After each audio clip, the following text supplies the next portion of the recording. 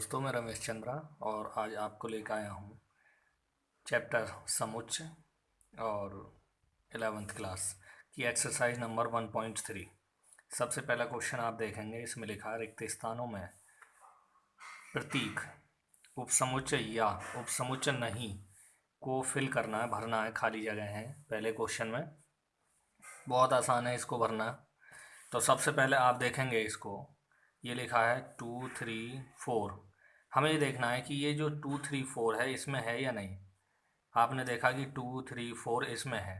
यदि इसमें है तो आप उपसमुच्चय का साइन लगाएंगे, जैसा अभी आपका लगाते हैं वैसे ही उपसमुच्चय का। फिर आपने देखा कि ए बी सी, और इसमें है क्या ए बी सी? ए है ही नहीं, तो जब नहीं है तो आप उपसमुच्चय नहीं का साइन लगाएंगे, ये वाला। उसके बाद नेक्स्ट चलते हैं आगे। थर्ड क्वेश्चन में लिखा है x:x आपके विद्यालय की कक्षा 9 का एक विद्यार्थी है, खाली जगह। x:x आपके विद्यालय का एक विद्यार्थी। कहने का मतलब ये जो कक्षा 9 का विद्यार्थी होगा वो पूरे विद्यालय का तो विद्यार्थी होगा ही ना भाई। कक्षा 9 तो पूरे विद्यालय में भी आती है, तो ये बात सही है कि ये जो स्टूडेंट होगा इस विद्यालय में जरूर होगा, इसीलिए ये उपसमुच्चय है। नेक्स्ट क्वेश्चन 4, x:x किसी समतल में स्थित एक वृत्त, और फिर इसमें कहा गया x:x एक समान समतल में। अब इसमें ही बात गड़बड़ कर दी। इसमें तो कह रहे हैं कि कोई भी एक वृत्त की त्रिज्या 2 हो सकती है, 3 सेंटीमीटर हो सकती है, 4। लेकिन इसमें यह कहा गया है कि ऐसे वृत्त होने चाहिए जो समान हो। समान का मतलब है 1 सेंटीमीटर त्रिज्या होगी। तो मान लो यहाँ तो 1 सेंटीमीटर त्रिज्या, यहाँ पर 2 हो सकती है, 3 हो सकती है, कुछ भी हो सकती है, चेंज है। तो ये सभी के सभी इसमें नहीं आ सकते, इसलिए इसमें रहेगा उपसमुच्चय नहीं का साइन। नेक्स्ट चलते हैं फिफ्थ क्वेश्चन की ओर। x:x किसी समतल में स्थित एक त्रिभुज है, और यहाँ पर यह कहा गया है कि x:x किसी समतल में स्थित एक आयत है। एक बात आप जानते हैं कि त्रिभुज अलग चीज़ होती है और आयत अलग चीज़ होती है।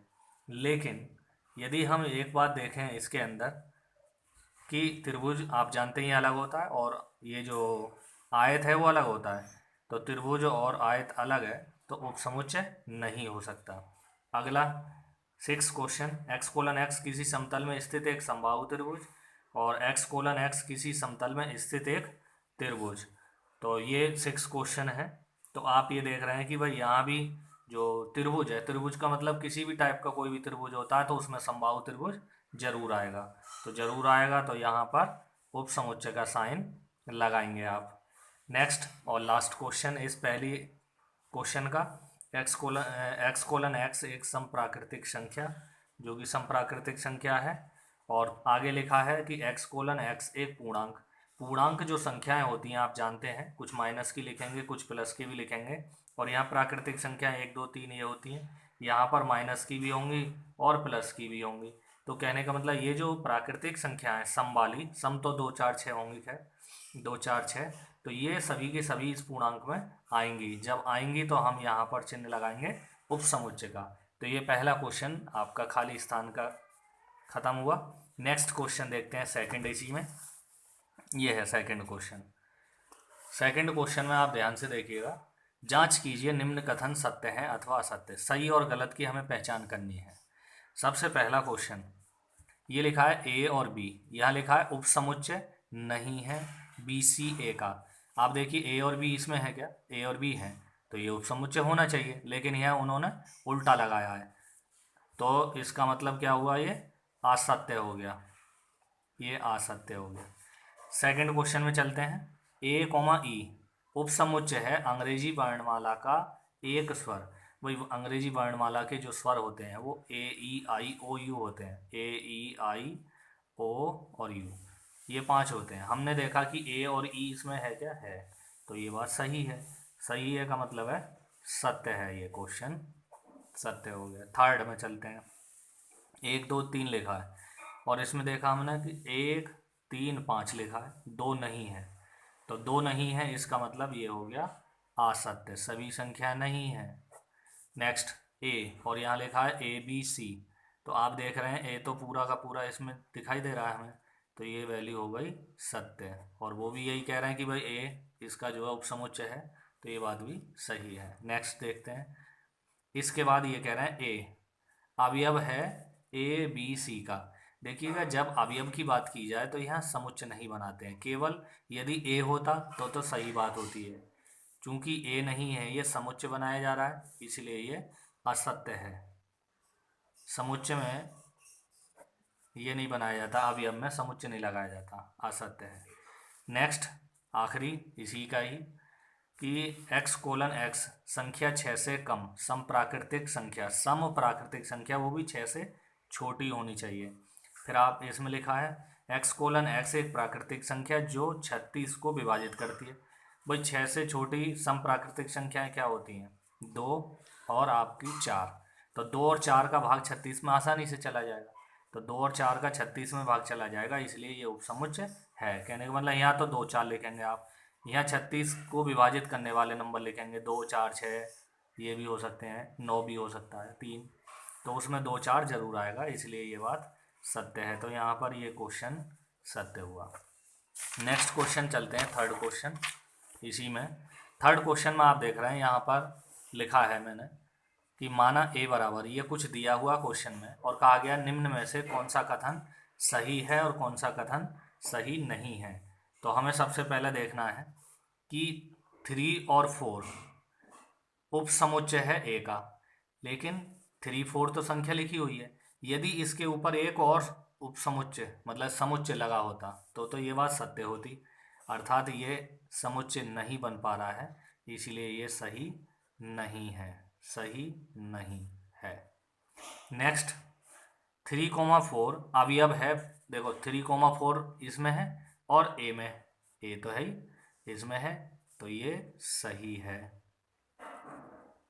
नेक्स्ट ये देखिएगा वो बात यहाँ पर आ गई 3,4 और फिर इसके ऊपर भी मझले ब्रैकेट लगाया तो ये उपसमुच्चय है, ये सही है, ये सही है। Third question.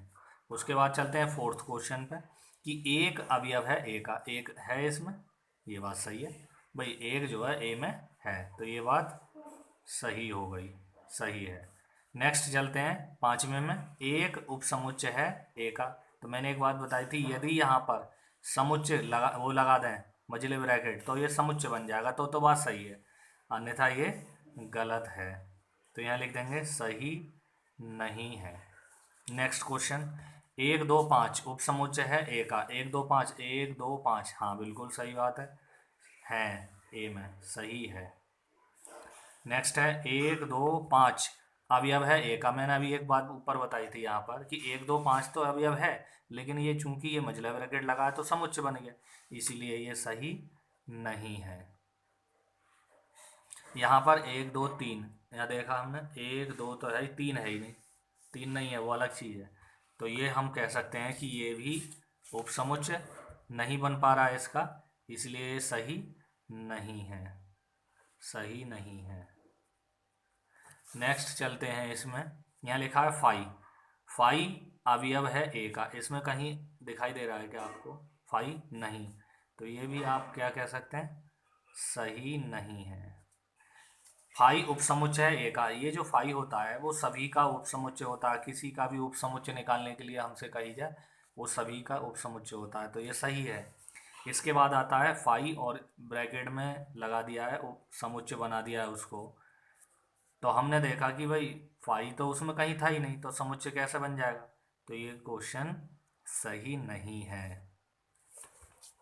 इसके बाद चलते हैं क्वेश्चन नंबर 4 पर, ध्यान से देखिएगा, और ये काफ़ी इंपॉर्टेंट भी रहता है क्वेश्चन नंबर 4, कई बार पेपरों में एग्जाम में आ चुका है। सवाल में ये कहा गया है कि निम्न समुच्चयों के सभी उपसमुच्चय लिखने हैं, जैसे ए। अब ये उपसमुच्चय कैसे लिखे जाते हैं? बहुत आसान तरीका है, हम लिखेंगे इसका उपसमुच्चय, ध्यान से देखिएगा कैसे लिखते हैं। सबसे पहला काम क्या है हमारा, 5 लिख दीजिए, ठीक। उसके बाद जो नंबर है उसे लिखिएगा, हमेशा 5 तो सभी में लिखना है, और जो भी नंबर है लिखा हुआ है उसको मझले ब्रैकेट में लिखना है, इसका ये उपसमुच्चय होगा। अब जैसे ए कॉमा बी का लिखना है, ए कॉमा बी का उपसमुच्चय, उपसमुच्चय अब कैसे लिखेंगे? सबसे पहले 5, फिर पहला नंबर ए, फिर दूसरा नंबर लिख दीजिएगा बी, और एक बार इन दोनों को एक साथ लिख दीजिएगा ए बी, मतलब कोई भी नंबर नहीं छोड़ना है। अभी इसका आगे के क्वेश्चन में फॉर्मूला भी बताने वाला हूँ कि उपसमुच्चयों की संख्या कैसे निकाली जाती है। फिर आता है 1 2 3, इसका उपसमुच्चय लिखना है, का उपसमुच्चय, ये शॉर्ट में लिख दी मैंने बात। अब देखें ध्यान से कैसे लिखेंगे। सबसे पहला वही काम, 5 लिखना है, फिर 1 लिख दीजिएगा, फिर 2 लिख दीजिएगा, उसके बाद 3 लिख दीजिएगा। अब तो सिंगल सिंगल हो गए, अब डबल डबल लिखिए, 1 2 लिख दीजिएगा, 2 3 लिख दीजिएगा, 2 3, उसके बाद ये 3 है, उसके बाद फर्स्ट एंड लास्ट भी लिख दीजिएगा, 1 3 लिख दीजिएगा। इसके बाद फिर जब डबल डबल ख़त्म हो जाएंगे तो फिर तीनों को एक साथ लिख दीजिएगा, ये हो गया। फिर लास्ट रह गया एक और 5, 5 का उपसमुच्चय, उपसमुच्चय लिखना है हमें 5 का। तो सबसे पहला काम वही 5 लिखना है, और फिर जो भी चीज़ होती है उसको मझले ब्रैकेट में ज़रूर लिखना होता है। 5 है तो 5 लिख देंगे, कोई बात नहीं। अब क्वेश्चन नंबर 5 पे चलिएगा। लिखा है पी ए के कितने अवयव हैं यदि ए बराबर 5। ये जो 5 है, इस 5 का मतलब होता है खाली, कुछ भी नहीं होना। और यहाँ पर उपसमुच्चय की संख्या, उपसमुच्चय की संख्या, इसकी संख्या निकालने का एक फॉर्मूला होता है, और फॉर्मूला होता है 2 की पावर n। और ये जो n होता है यहाँ पर, n यहाँ पर हम कह सकते हैं कि n इज इक्वल टू भी अवयव, अवयव की संख्या। कहने वाला अवयव की संख्या का मतलब है इसमें कितने अवयव है। आप देख रहे हैं इसमें तो कोई अवयव ही नहीं है, तो खाली है। तो खाली का मतलब कोई अवयव नहीं है, 0। तो 2 की पावर 0, 2 की पावर 0 का मतलब होता है 1। कहने वाला इसमें अवयव एक होगा केवल। तो अब देखिएगा ऐसे ही ऊपर भी आप यदि निकालना चाहें तो निकाल सकते हैं। जैसे यहाँ पर 1 था, एक ही तो अवयव है, तो 2 की पावर 1 हो गया। 2 की पावर 1 का मतलब 2, तो 2 उपसमुच्चय आ गए। ऐसे ही 2 की पावर 2, 4 उपसमुच्चय आ गए। तो ये उपसमुच्चयों की संख्या निकालने का फॉर्मूला है। नेक्स्ट क्वेश्चन चलते हैं 6। यह निम्न को अंतराल के रूप में लिखना है। बहुत ही इजी क्वेश्चन है, आप देख रहे होंगे ध्यान से कि अंतराल को हमें कैसे कैसे इसके लिए लिखना है। केवल हमें एक छोटी सी बात का ध्यान रखना है, और वो है ब्रैकेट का। तो सबसे पहले हमें जो क्वेश्चन लिखा हुआ है ये -4 लिख दीजिएगा। अंतराल लिख रहा हूँ मैं, आसानी से समझ लें अंतराल। अब ये कैसे लिखा जाएगा अंतराल, ध्यान से देखें। एक तो -4 लिख दीजिए, कॉमा लगा के 6 लिख दीजिएगा जो लिखे हैं।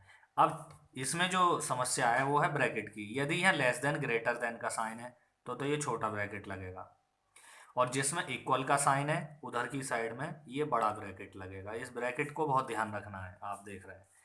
अब नेक्स्ट में चलते हैं, इसमें अंतराल लिखना है हमें, तो इसमें भी ऐसा ही है।